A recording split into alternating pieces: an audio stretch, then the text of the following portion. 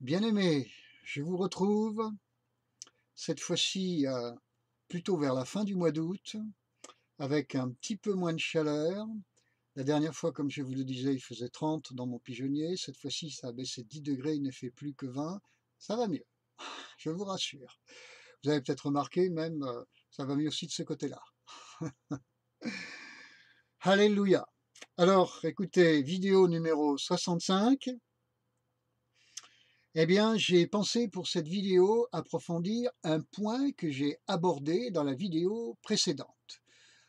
Je parle de 4 niveaux de lecture des Écritures. J'ai le sentiment, après avoir publié cette vidéo numéro 64, que le 4e niveau de lecture des Écritures n'a pas été bien compris, bien saisi, et n'est pas regardé par la plupart de ceux qui m'ont visionné comme absolument vital. D'où le fait que je vais me pencher sur le sujet très sérieusement dans cette vidéo numéro 65. Donc, je titre de la manière suivante: non, non, je commence par un non.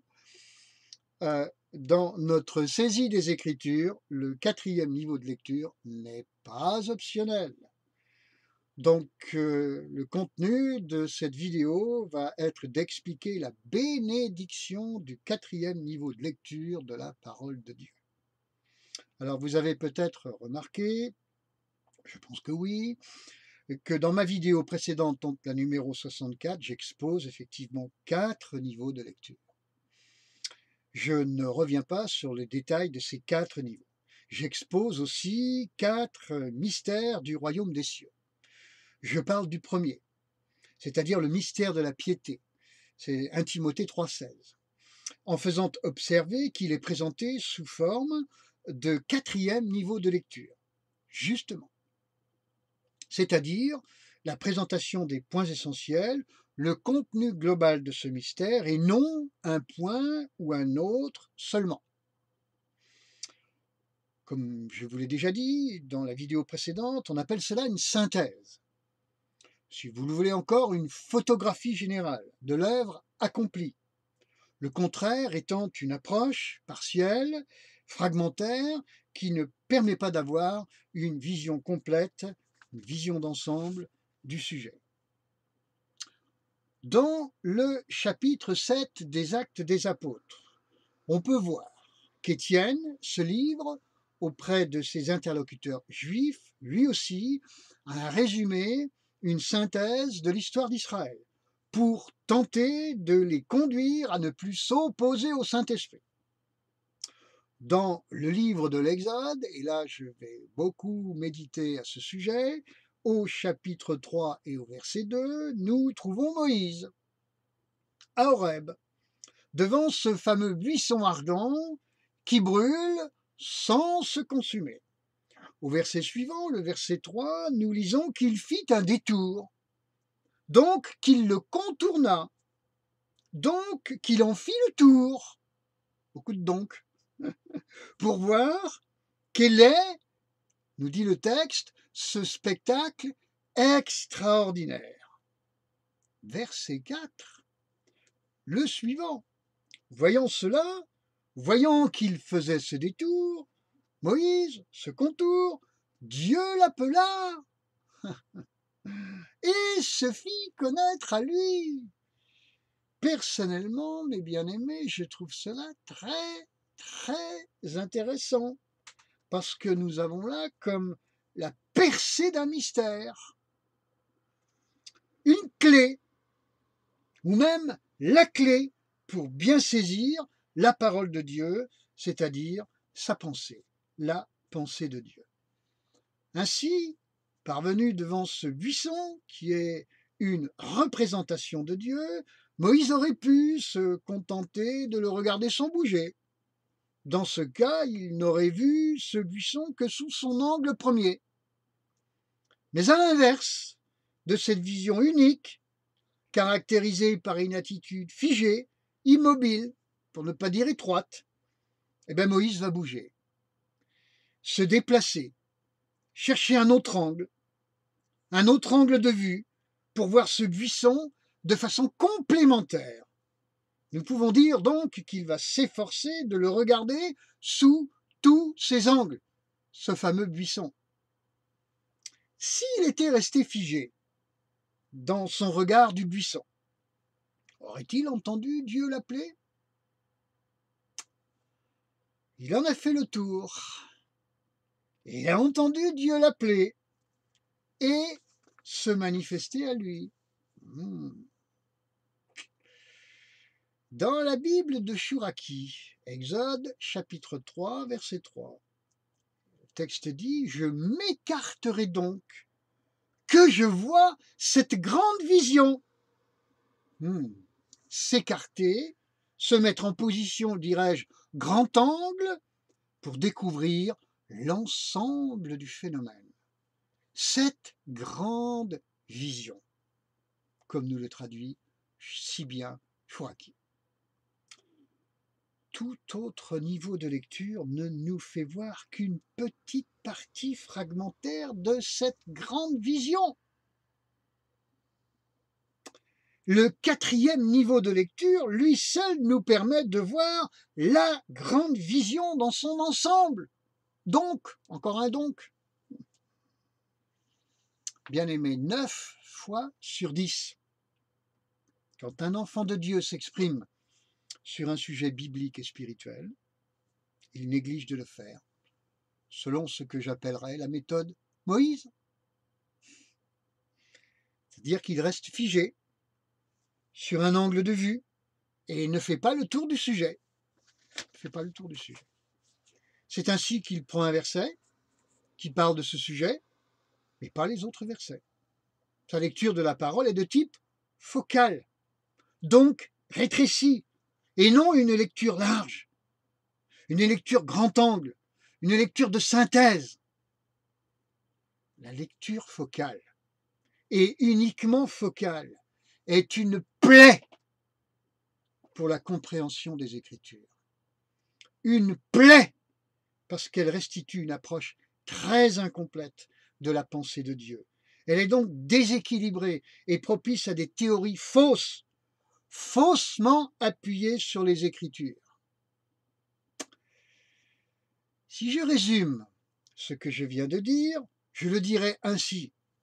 Non à ce qui est partiel, oui à ce qui est complet.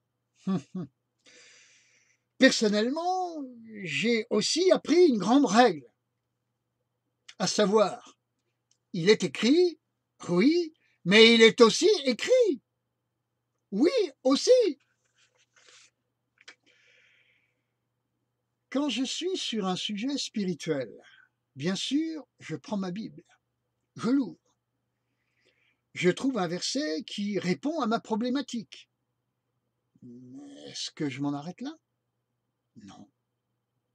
Je fais le tour du buisson. Je pratique la méthode Moïse. Seigneur, n'y a-t-il que ce verset sur ce point?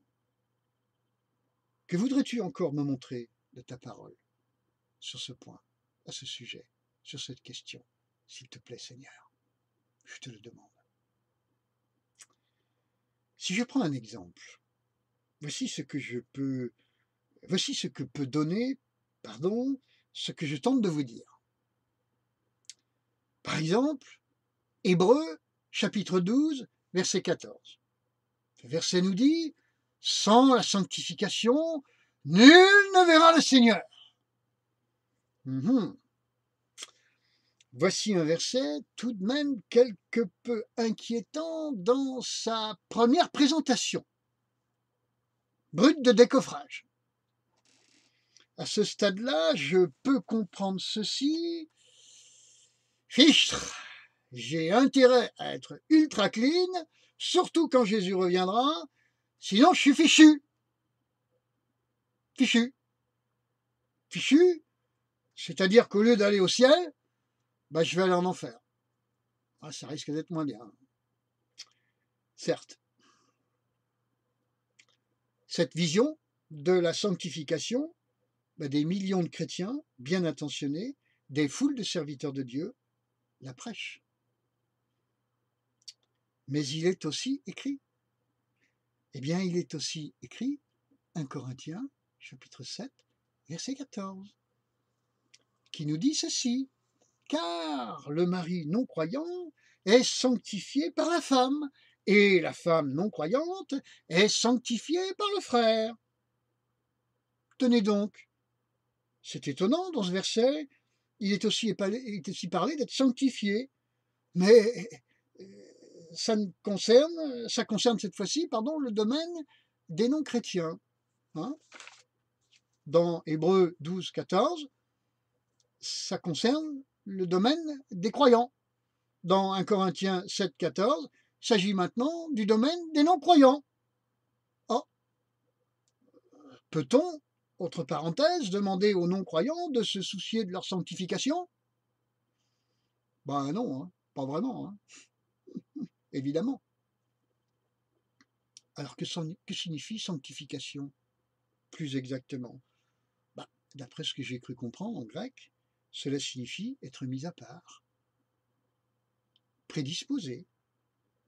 En effet, dans le cas d'un Corinthiens 7, 14, c'est-à-dire celui d'un couple mixte, c'est-à-dire l'un est à Dieu, l'autre pas, celui qui est à Dieu suscite chez l'autre, forcément, logiquement, une prédisposition à accueillir aussi le Seigneur dans sa vie. La fin du verset d'1 Corinthiens 7, 14 nous dit même « Autrement, vos enfants seraient impurs tandis qu'ils sont saints. » Trouvons-nous que les enfants dont un seul de leurs parents est chrétien soient toujours vertueux dans leur comportement? Bah hélas, pas toujours, hein. Pourtant ici, Paul dit qu'ils sont saints. Et là aussi, saint signifie mis à part, prédisposé, appelé à rencontrer Dieu. Ouais. Ainsi, si quelqu'un n'est pas prédisposé à rencontrer Dieu, pourra-t-il le voir un jour? On commence déjà là à avoir une lecture un peu évoluée d'Hébreux 12, 14. Entre parenthèses, la responsabilité du témoignage du croyant envers le non-croyant apparaît bien là. Car, ne serait-ce que dans l'exemple du couple, Paul nous dit clairement que le croyant est une chance formidable pour le non-croyant de se tourner vers Dieu. À ce stade, bien-aimés, nous sommes déjà bien plus loin que la sensation ressentie à la première lecture d'Hébreux 12, 14. Mais je n'ai pas tout à fait terminé mon exposé, ou si vous le voulez, ma démonstration. 1 Corinthiens, chapitre 1, verset 30. Ce verset nous dit que Christ a été fait pour nous sagesse, sanctification, sagesse, justice, sanctification, rédemption.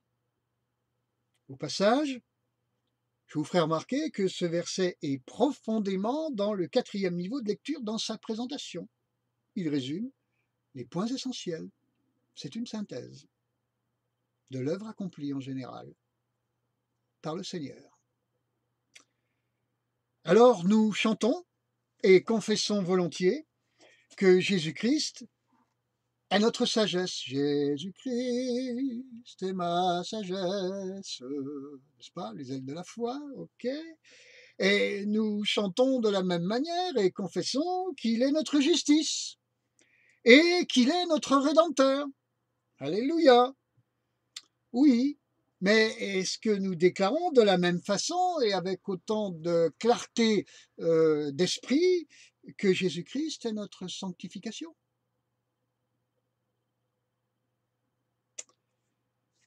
Nous irions jusqu'à déclarer ceci, mes amis. La sagesse, avec un grand S, Proverbe chapitre 8, la sagesse personnifiée, eh bien c'est Jésus-Christ qui habite en moi et en vous. La justice, toujours Jésus, elle aussi habite en moi. Mon Rédempteur également. Ah, c'est merveilleux. Cela peut nous faire dire, par exemple, quand on ne sait pas comment agir, que la foi nous fera dire qu'importe si je ne sais pas comment faire, car sagesse, donc Jésus-Christ, habite en moi. Ainsi, au moment d'agir, sagesse me dira comment faire. Amen. Quand vous êtes accusé par quiconque et même par vous, vous allez pouvoir déclarer justice qui habite en moi. Celui qui efface toutes mes fautes me blanchit par son sang qui a coulé à la croix. Amen. Quand vous doutez de votre salut, celui qui se nomme mon Rédempteur, qui habite en moi et en vous, va venir me rassurer et vous rassurer et me dire et vous dire, t'inquiète pas, je t'ai sauvé. Et quand vous vous dites, oh là là, mais j'ai encore tellement de défauts dans ma vie, avec 3 points d'exclamation et une multitude de points de suspension. Entendez-vous dans ce cas-là le Saint-Esprit vous dire, mais sais-tu que sanctification habite en toi aussi?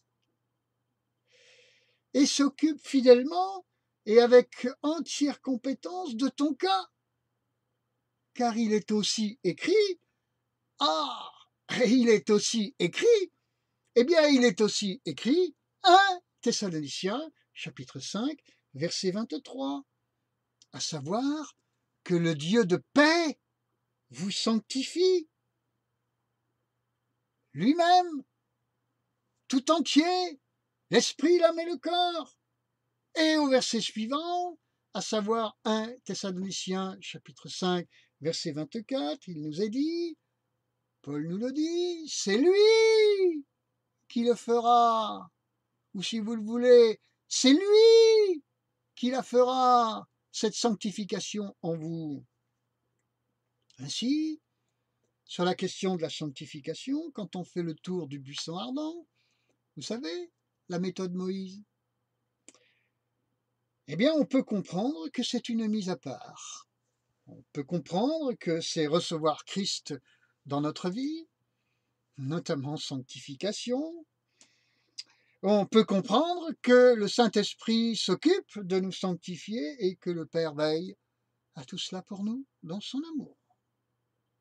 Et oui, il est un Père, et il aime ses enfants, donc il veille sur eux. Amen. On est ainsi bien loin, frères et sœurs, de la première interprétation brute de décoffrage d'Hébreux chapitre 12, verset 14. Ayant appliqué la méthode Moïse, celle du 4e niveau de lecture des Écritures, nous parvenons au résultat de la paix de Dieu en matière de sanctification, dont il est parlé dans 1 Thessaloniciens chapitre 5, verset 23, que le Dieu de paix, je vous en refais lecture, vous sanctifie lui-même tout entier. Amen. Nous ne négligeons pas pour autant les péchés qui peuvent encore habiter nos vies, bien sûr. Mais par la foi, nous les chassons de nos vies au nom de Jésus-Christ. Même les péchés inconscients.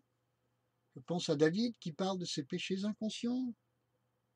Seulement nous le faisons, non par la trouille de Dieu, c'était le problème de Job, mais plutôt par amour de lui, Dieu,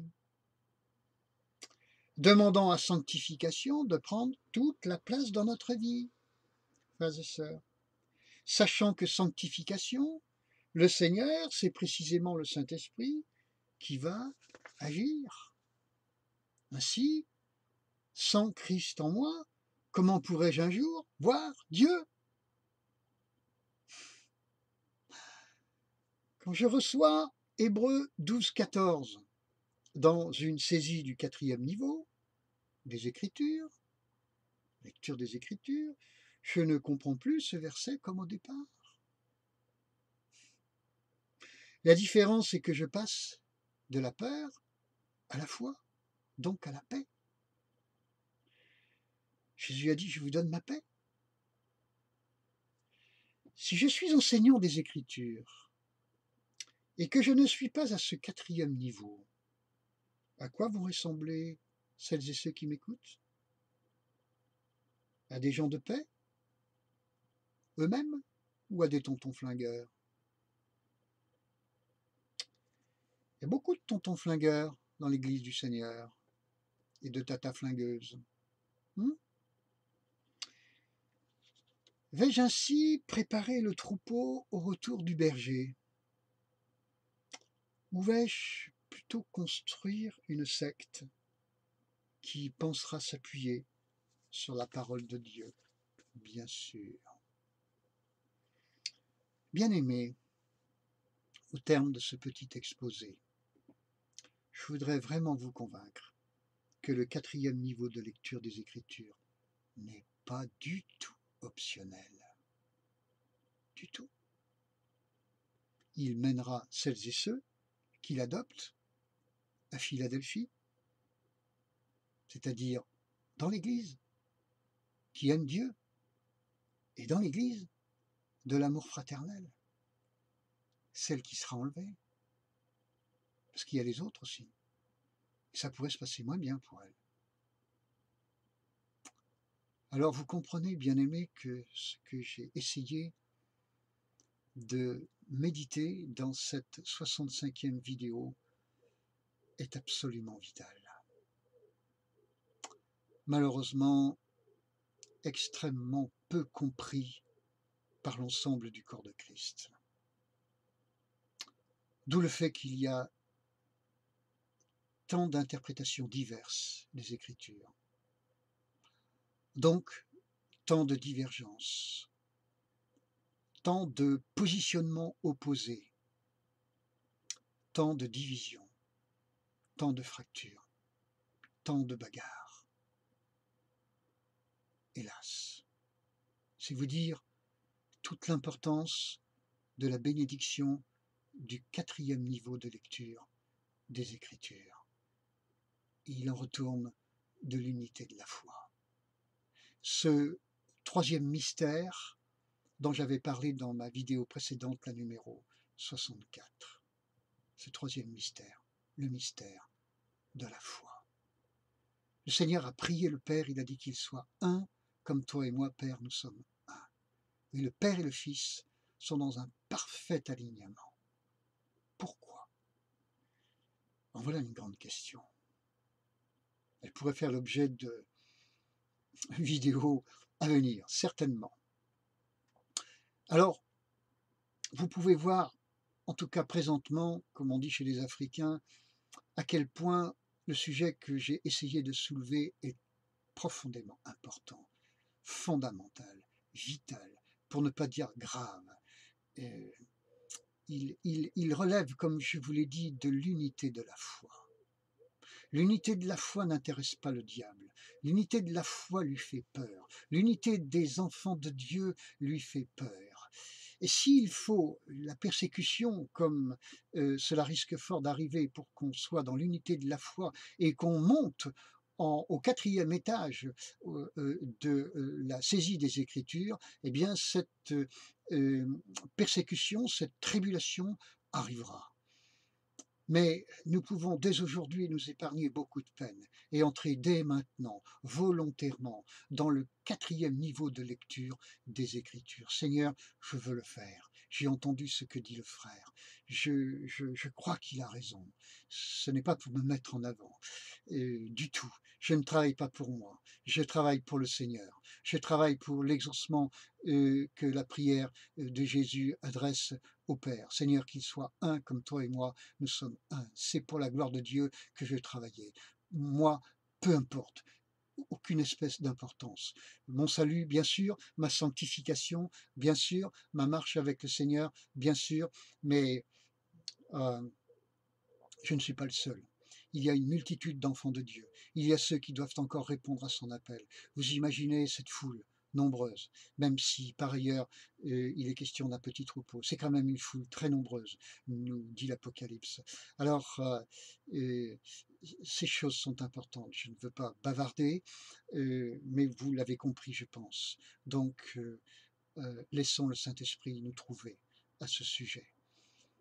L'exemple de Moïse, l'exemple de Paul qui pratique beaucoup ce 4e niveau des Écritures, l'exemple d'Étienne. tous ces hommes doivent nous parler. Qu'il en soit ainsi. Que le Saint-Esprit vous fasse découvrir toute la pensée de Dieu, toute la parole de Dieu, dans son 360 degrés, cette grande vision, cette vision grand angle. Oui Seigneur, je la veux, comme Moïse l'a voulu, comme Moïse l'a vit. Il en fit le tour. Seigneur, moi aussi je veux faire le tour de toi pour te connaître à 360 degrés. Toi et ta parole. Au nom de Jésus. Amen. À bientôt, frères et sœurs. Je vous embrasse de tout mon cœur pour la suivante, qui sera pour le mois de septembre. Que Dieu vous bénisse. Au nom de Jésus. Alléluia. Gros bisous à tous. À bientôt.